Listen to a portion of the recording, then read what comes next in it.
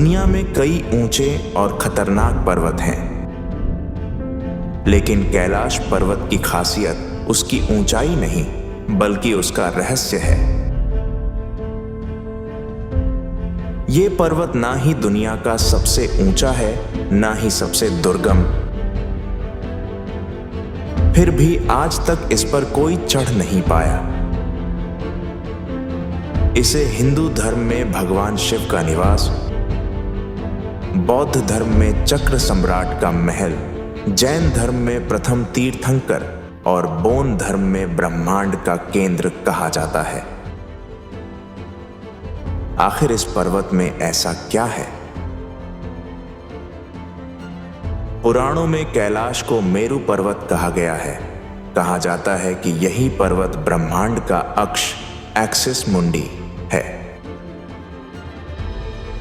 4 नदियां सिंधु, ब्रह्मपुत्र, सतलुज और घाघरा इसी पर्वत से निकलती हैं। इसे 4 दिशाओं का केंद्र भी कहा जाता है, जैसे कि पूरे विश्व की धुरी। क्या ये मात्र कल्पना है या सच में इसकी स्थिति कुछ अलग है?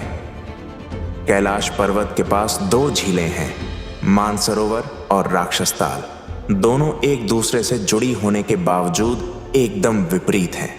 मानसरोवर शांत, मीठा और जीवनदायिनी, वहीं राक्षसताल खारा, बंजर और अशांत। वैज्ञानिक भी मानते हैं कि इन दोनों झीलों के बीच विद्युत चुंबकीय संतुलन है। हिंदू धर्म में मानसरोवर को पुण्य और राक्षसताल को पाप से जोड़ा गया है। निकोलस रोएरिक ने चढ़ाई की योजना बनाई।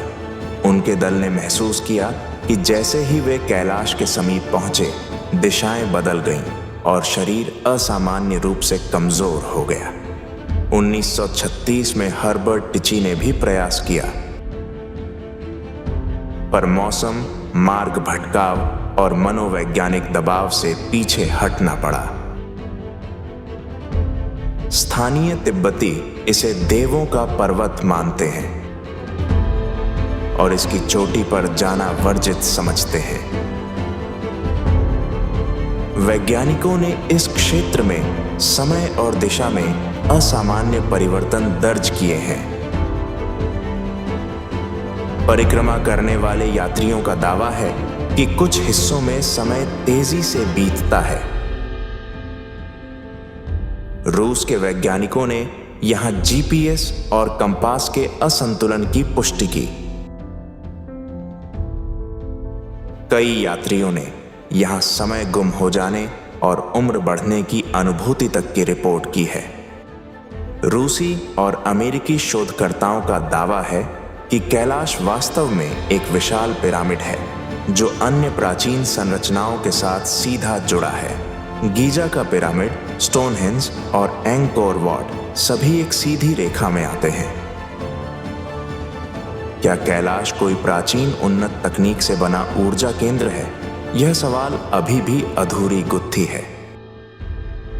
स्थानीय भिक्षुओं और ग्रामीणों का मानना है कि कैलाश पर चढ़ने वाले गंधर्व, सिद्ध और योगी होते हैं।